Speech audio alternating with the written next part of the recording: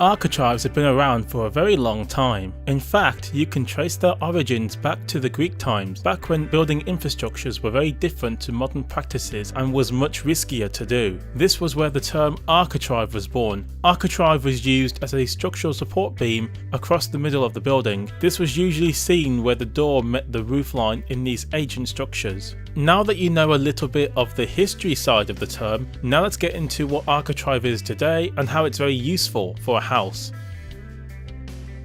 The term architrave today describes the detailed pieces of wood that surround the door opening. The fittings consist of a head, which is the top piece, and two legs, which are the sides. Architraves in this case cover up the seals of a door. This not only protects the wall, but it covers up the plaster by the door opening, thus allowing the door archway to appear tidier and to stand out a bit more. You're probably thinking, is that all there is to architrave? Well, there's quite a bit more to go over. Architraves can also be used around the window frame to enrich them and to give them a bit of enhancement. Architrave, much like skirting boards, can also be customized and given different profile options to suit your needs. You can really start to make the architraves fit in with the rest of the house, along with the skirting you currently own. This helps to complete the look of the house. Also, like skirting boards, you can also paint architraves too.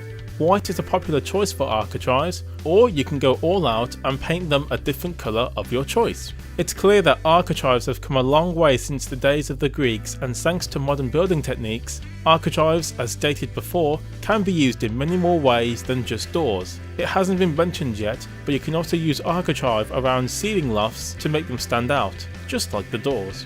Ultimately, architraves are very important, just like the skirting boards. There's so much you can do with architraves today. Make sure to give them equal importance, and when used correctly, they will help to complete the look you are going for inside the house. They can also help liven up ceiling lofts and even windows. And with that concludes our video.